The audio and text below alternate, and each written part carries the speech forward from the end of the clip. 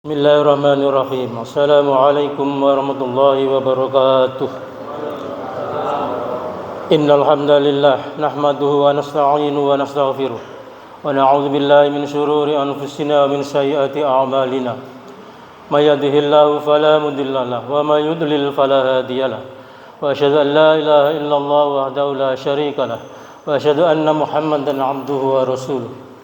Qala Allah ta'ala fi kitabihil karim, Ya ayyuhalladzina amanu wa qulu qawlan sadida yuslih lakum a'malakum wa yaghfir lakum dzunubakum wa may yuti'illaha wa rasulahu faqad faza fawzan 'azima.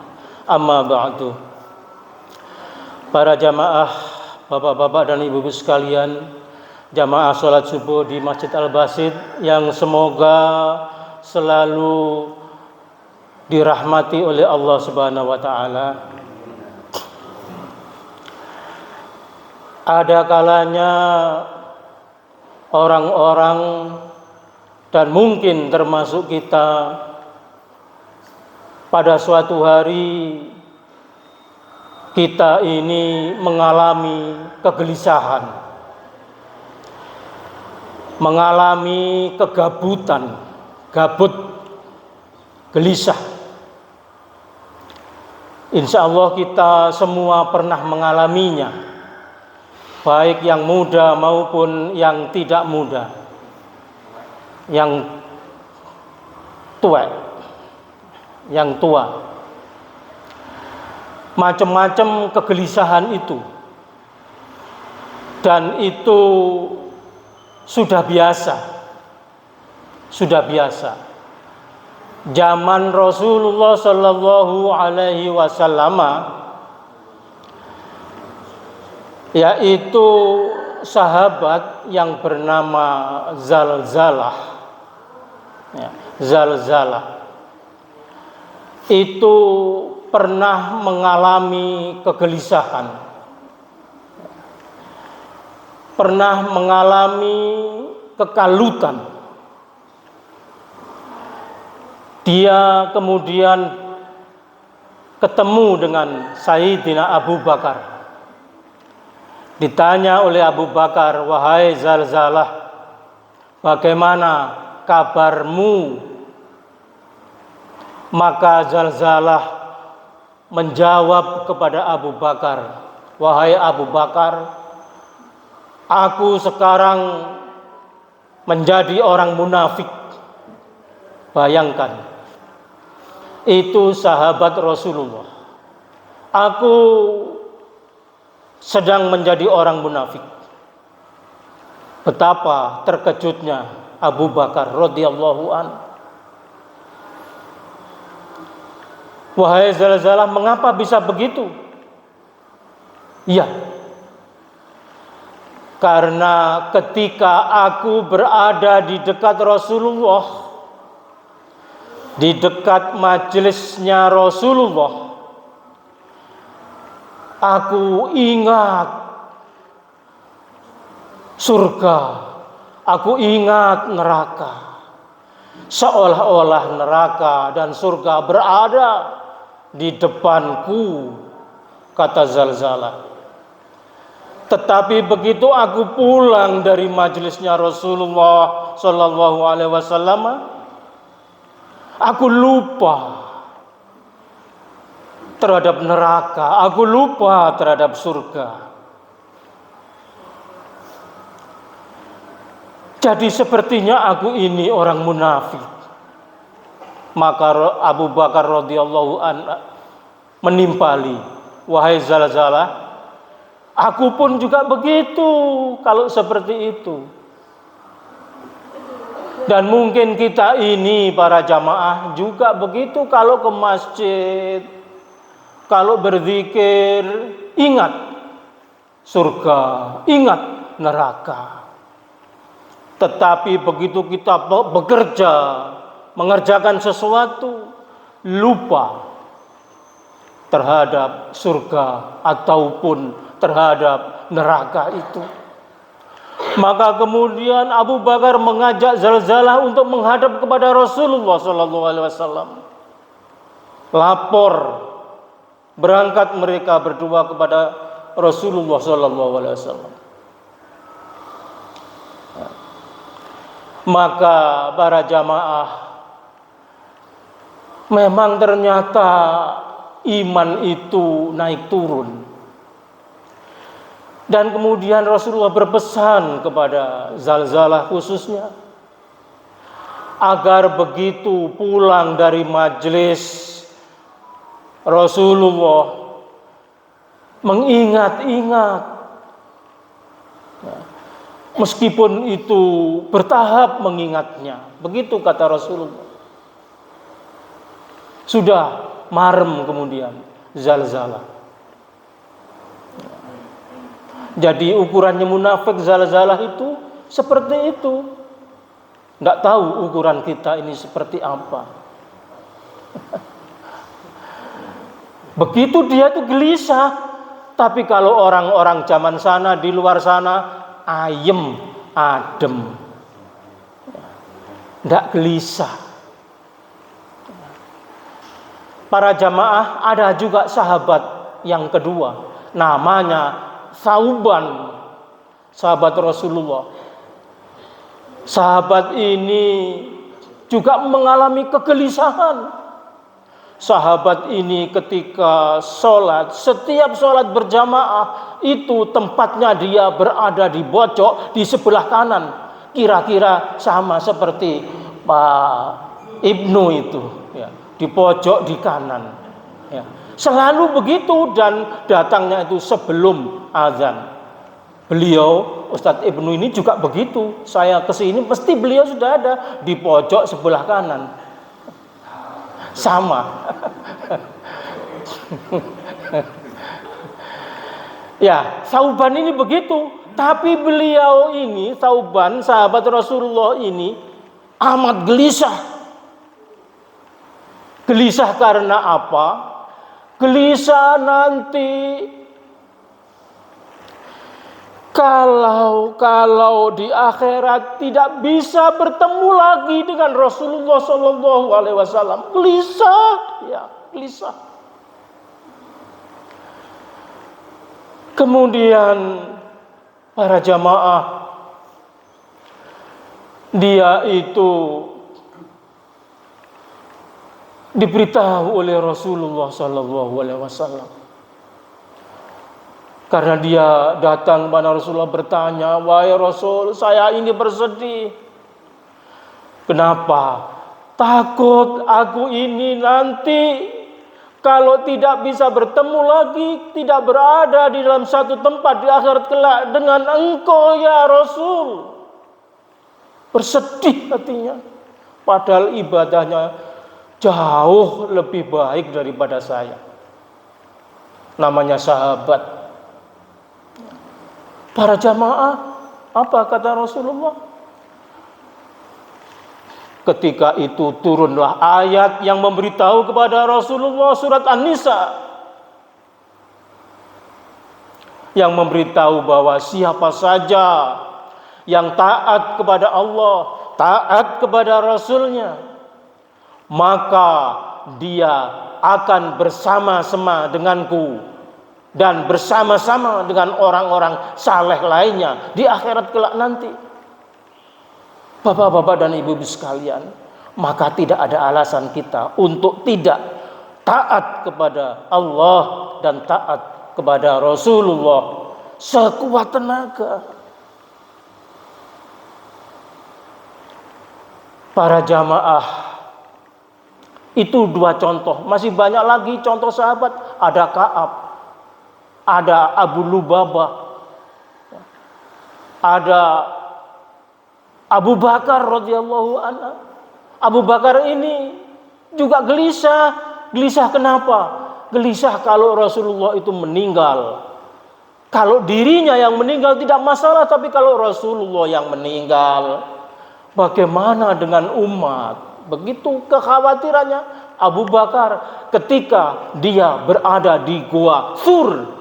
yang bersembunyi di situ. Rasulullah sedang dikejar-kejar oleh kaum Quraisy, kemudian bersembunyi di Gua Thur bersama dengan Abu Bakar. Dan ketika kaki-kakinya orang Quraisy yang mengejar Rasulullah untuk membunuhnya, kelihatan di atas gua itu Abu Bakar cemas, Abu Bakar gelisah, takut ketangkep dan Rasulullah dibunuh. Itu kecemasan, itu kegelisahan para sahabat. Para jamaah, kita ini mungkin orang-orang di luar sana atau orang-orang di zaman sekarang ini gelisah kalau nilai anaknya matematikanya 5, 6, itu gelisah. Gelisah kalau pusing, gelisah kalau anaknya sakit, gelisahnya itu tidak berbobot. Tapi tidak apa-apa, boleh-boleh saja gelisah. Gelisah itu memang ujian dari Allah Subhanahu wa Ta'ala, jadi nggak bisa ditolak. Tetapi ada obatnya. Apa obatnya? Sebentar lagi akan saya sampaikan. Obat gelisah. Kalau obat flu, bapak-bapak tahu sudah. Ya. Kalau obat sakit ini, sakit itu, ya tahu. Tapi ada juga yang belum tahu. Ketika istri saya di USG, kemudian di livernya ini, ternyata hasilnya itu ada benjolan yang besarnya, garis tengahnya sudah mencapai 15 cm, ya, tumor. Itu dokter manapun sudah tidak bisa, sudah angkat tangan, tidak bisa mengobatinya. Disuruh pulang. Ya kalau gitu dikasih vitamin saja, dok. Oh, enggak perlu.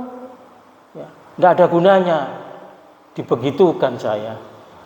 Di Dr. Sutomo, tim dokter yang rumah sakit yang paling tinggi sudah di Jawa Timur ini, bahkan mungkin di Indonesia. Ya. Terus ada dokter yang nyeletuk, yang perempuan, mengatakan, maaf ya Pak, memang kami ini tidak diajari untuk berbicara yang halus ke sana kemari, tapi kami sampaikan apa adanya. Waduh, betapa itu di hadapan istri saya yang sedang sakit dan di hadapan saya. Pulang nangis istri saya itu, nangis histeris. Saya sedang menyupir mobil juga nangis histeris. Gelisah kalau istri sakit atau suami sakit. Atau mungkin bapak-bapak dan ibu-ibu lain-lain gelisah, misalnya tidak bisa bayar anaknya sekolah. Gelisah kalau misalnya penghasilannya tidak cukup. Gelisah kalau misalnya di PHK. Itu sudah biasa. Itu adalah ujian dari Allah Subhanahu wa Ta'ala yang harus kita hadapi. Dan manakala kita lolos menghadapinya, naiklah derajat kita di hadapan Allah Subhanahu wa Ta'ala. Para jamaah, lalu sekarang apa obatnya gelisah itu? Para jamaah, ada beberapa obat gelisah itu. Mudah-mudahan waktunya cukup.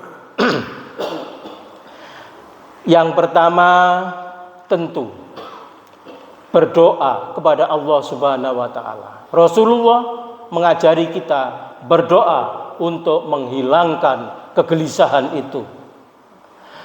Allahumma inni a'udzubika minal hammi wal hazan wa a'udzubika minal ajzi wal kasal wa a'udzubika minal jubni wal bukhl wa a'udzubika min ghalabatid daini wa qahrir rijal. Amin.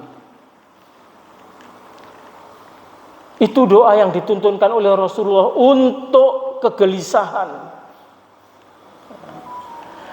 Ya Allah, ya Tuhan kami, aku berlindung kepadamu dari sesak dada dan kegelisahan. Ya Allah, aku berlindung kepadamu dari kelemahan dan kemalasan. Ya Allah, aku berlindung kepadamu dari sifat pengecut dan kikir. Ya Allah, aku berlindung kepadamu dari lilitan hutang dan dari direndahkan manusia. Itu doa yang dituntunkan oleh Rasulullah SAW. Jadi kalau kita gelisah, mendekatkan diri kepada Allah, bukan malah menjauh, malah tidak sholat misalnya. Yang kedua, para jamaah, tentu membaca Al-Quran. Tapi baca Al-Quran memang hilang. Tapi begitu selesai baca Al-Quran, gelisah lagi. Ya pakai obat yang lain. Obat itu kandungannya harus bercampur-campur, harus dikombinasi supaya kuat. Begitu. Ya. Obat flu tidak cukup vitamin C saja, tapi ada vitamin C-nya, ada ininya, ada kandungan ininya, begitu. Kalau ke dokter ada antibiotiknya, ada ininya, digabung. Kalau sapu lidi ya harus digabung supaya kuat. Kalau hanya satu buat nyapu, ya dibilang orang ini sedang apa gitu. Stres.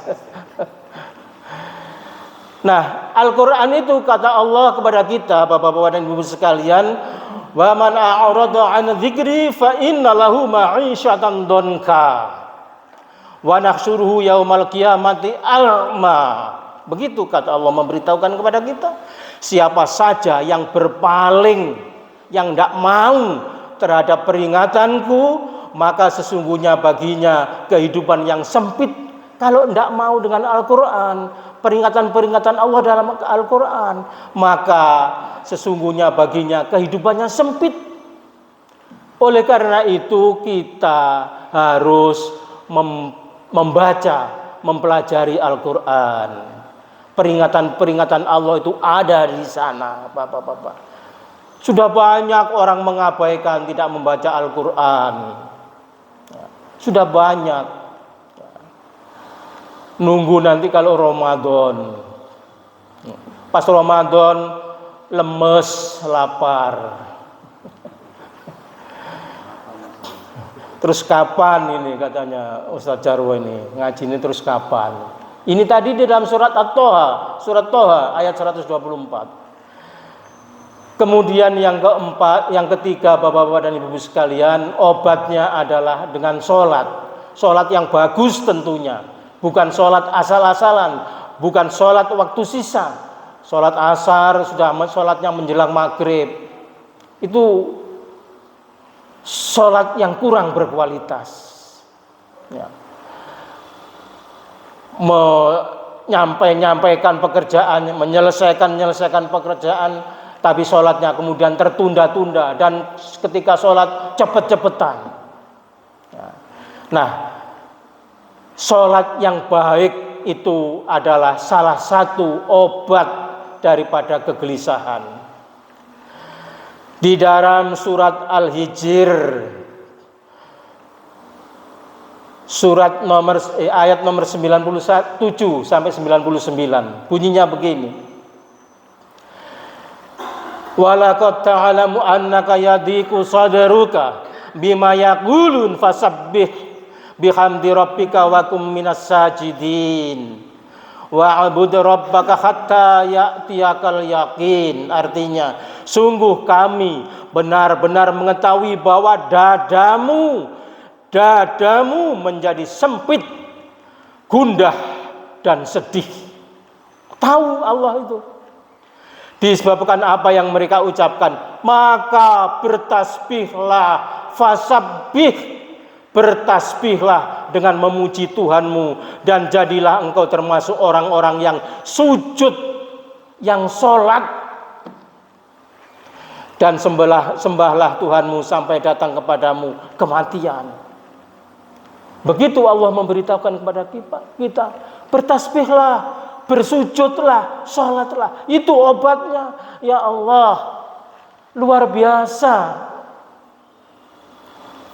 Para jamaah, kalau kita sujud berlama-lama, nikmat. Sudah hilang semua persoalan. Tidak apa-apa, batuk-batuk ini melecet, tidak apa-apa. Kita berlama-lama bersujud. Hilang semua. Yang namanya kepedihan, kekalutan itu. Para jamaah kemudian yang keempat obatnya adalah berzikir. Zikir itu bacaannya adalah subhanallah, alhamdulillah, Allahu akbar, la ilaha illallah. Itu semua adalah berzikir. Ketika kita mengalami kekalutan, kepedihan, maka ketika kita jalan, naik motor, ingat kita berzikir alhamdulillah, atau subhanallah, atau beristighfar, berzikir, ingat kepada Allah Subhanahu wa taala.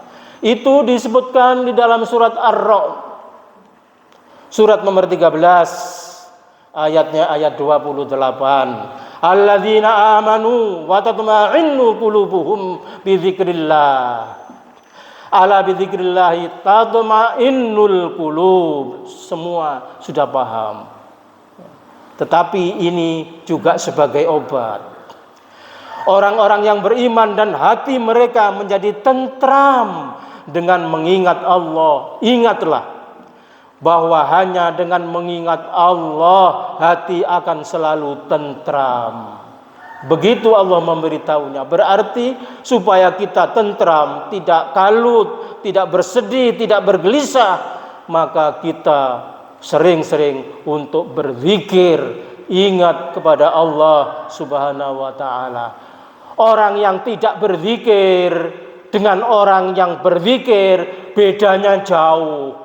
Orang yang berzikir itu, kata Rasulullah, diriwayatkan di dalam hadis Imam Bukhari, perumpamaan orang yang mengingat Tuhannya dan yang tidak mengingat Tuhannya itu seperti orang hidup dan orang mati. Jauh bedanya. Itulah bapak-bapak dan ibu-ibu sekalian yang saya sampaikan pada pagi hari ini.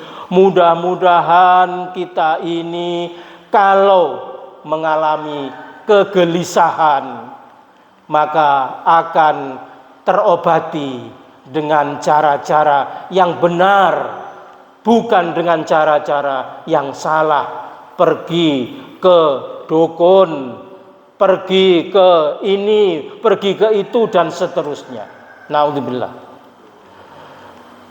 Nah, bapak-bapak dan ibu-ibu sekalian, mohon maaf kalau ada khilaf. Saya akhiri, subhanakallahumma wa bihamdika asyhadu an la ilaha illa anta astaghfiruka wa atubu ilaik. Wassalamualaikum warahmatullahi wabarakatuh.